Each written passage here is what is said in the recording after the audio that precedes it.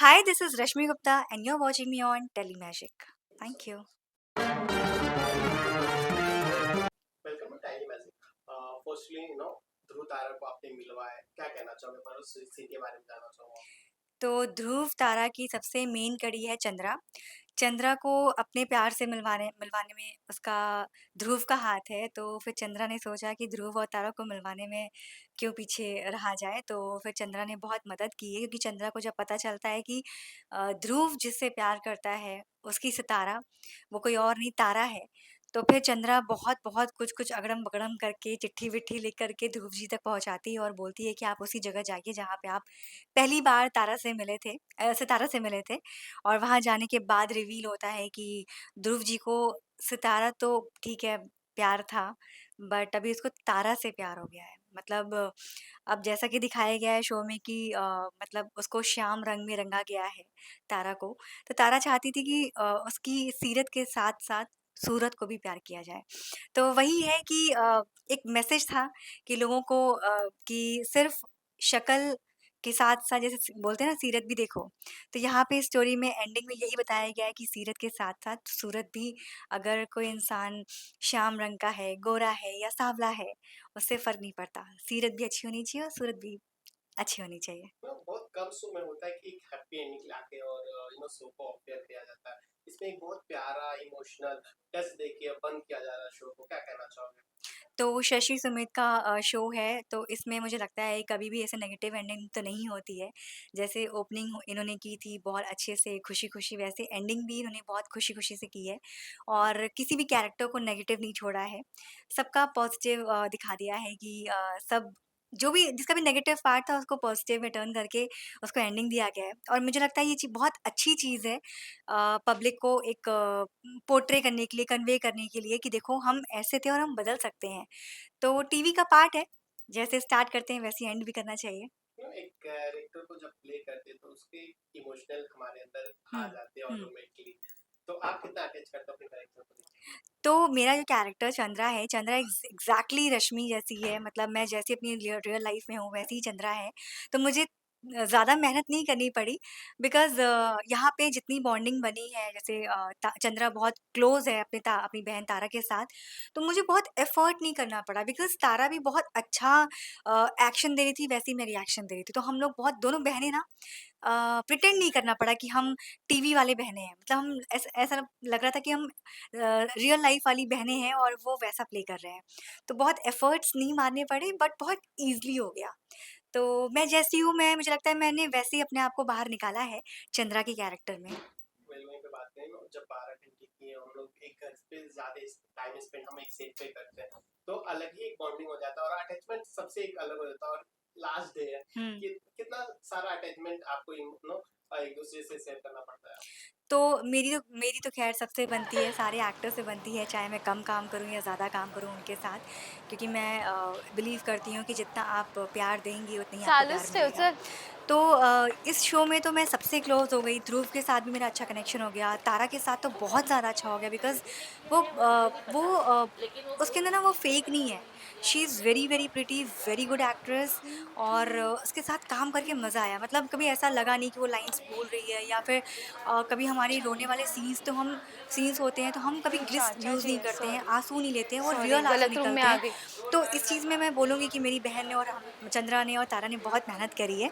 इसके साथ-साथ जो अपने शो में नेगेटिव प्ले करी थी उर्वशी, उर्वशी के साथ मैं अपना रूम शेयर कर रही हूँ, बाई मेकअप चुकून रूम ह्याच्या और कमरेत गेली उनके साथ मेरा बहुत अच्छा बॉन्ड है। चुकून मतलब त्याच्या रूम ऐसा नहीं मध्ये है कि वो अगर शो में नेगेटिव प्ले कर रही हैं तो वो रियल लाइफ़ में भी नेगेटिव है। बहुत ही प्यारी बंदी है, बहुत ही अच्छी हैं और साथ ही साथ जो इसमें मेरी सास प्ले कर चल रही है, वो बरं झालं पिछले शो झालं में मेरी आपलं माँ प्ले कर रही थी, तो मैं उनकी बेटी थी और इस बार मैं उनकी बहू हूँ। तो नाही बहू नाही और बेटी रोशन को दादा इज कहते हैं नॉट वैसा वेल प्यार नहीं मिलता पर मुझे इस शो में मिला है, पहले बेटी जैसा और अभी बहू वाला। तबीयत ठीक तो है सबसे तो बॉन्डिंग उनके मेरी बहुत भाई अच्छी आए हैं रही है अभी और मुझे लगता है कि ये बॉन्डिंग हमेशा आगे चलती रहे, क्योंकि आप ज़्यादा किसी भी चीज़ में घुसोगे तो वो इंसान थोड़ा दूर होगा। तो मुझे लगता है लिमिटेशन के साथ और इक्वल बराबर से रिश्ता निभाओगे तो रिश्ते निभते हैं।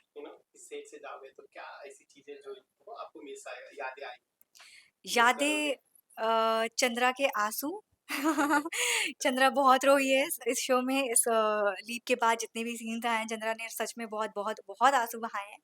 तो वो आँसू मैं यहाँ पे छोड़ के जाना चाहूँगी, जिस भी नए शो में जाऊँ, वहाँ पे हँसते-हँसते शुरुआत करूँ और हँसते-हँसते एंडिंग करूँ। और बेस्ट पार्ट क्या रहा आपका सीन को लेके? सीन को लेके बेस्ट पार्ट ये है कि क इस शो में मेरे साथ मैं ये नहीं कहूँगी कॉम्प्रोमाइज़ हुआ है कि यार कि मुझे सीन्स कम आए हैं, दूसरों को ज़्यादा आए हैं, बिल्कुल भी नहीं। इक्वल शेयरिंग थी हर एक कैरेक्टर की और जितना तारा लीड होकर के स्क्रीन शेयर कर रही थी, उतना ही चंद्रा भी शेयर कर रही थी। तो मुझे बहुत बराबर का इक्वालिटी वाला वो फीलिंग आई कि यार मतलब ऐसा होता नहीं है, बहुत कम टीवी शोज़ में होता है कि लीड अगर टीवी ऑन स्क्रीन अगर 15 मिनट आ रही है तो 5 मिनट और कैरेक्टर्स आते हैं। बट यहाँ पे अगर 15 मिनट तारा आ रही है तो 15 मिनट चंद्रा भी आ रही है। तो ये इसके लिए मैं बहुत थैंकफुल हूँ और चंद्रा का कैरेक्टर प्ले करके मुझे सच में बहुत अच्छा लगा।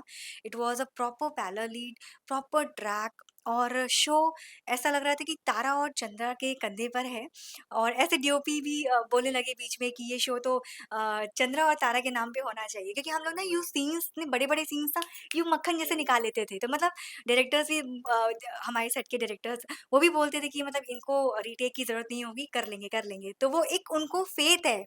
तो और हम उनकी फ़ेथ को ना मतलब यकीन में एकदम करके दिखाना है तो वो वाला बॉन्ड रखा है मैंने और तारा ने और आगे भी हम कभी मिलेंगे तो श्योर हम ऐसे ही काम करेंगे।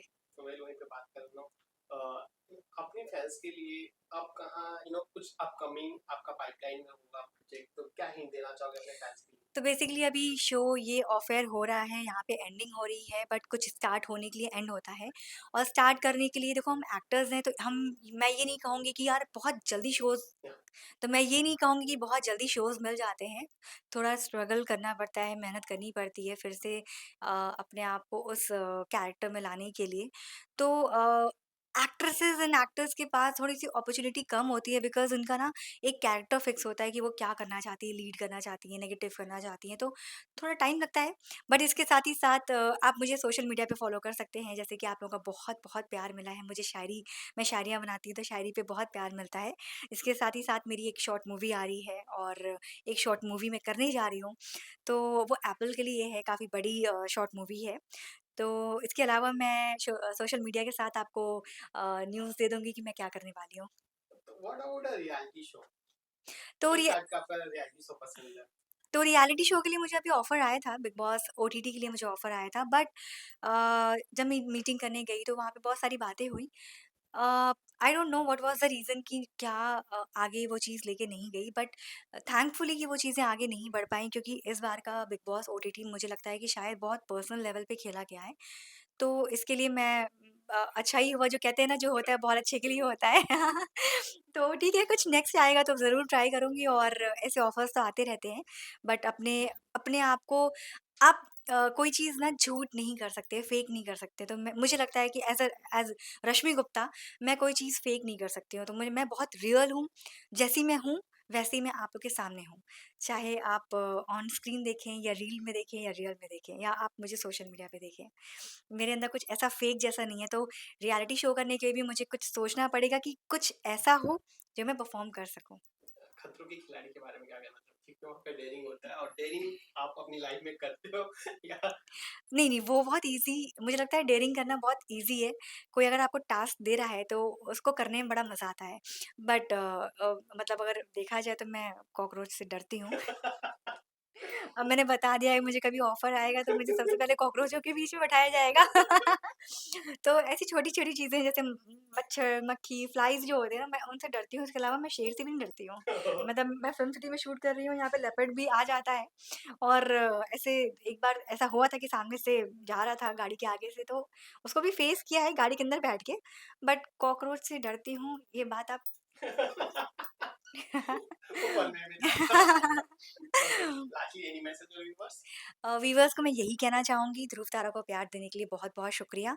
आगे जो भी शोज़ मैं करूँगी वो सोशल मीडिया के थ्रू आपको बताऊँगी, उसको भी आप प्यार देते रहिए और और अपना प्यार मेरे को मेरे शायरियों पे बरसाइए, जो भी मैं काम करूँ उस पे दीजिए।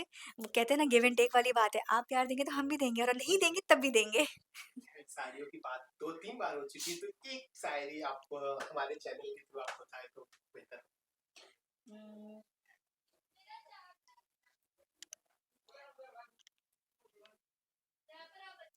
प्यार बार-बार नहीं होता, प्यार बार-बार नहीं होता और हर बार वफ़ादार नहीं होता।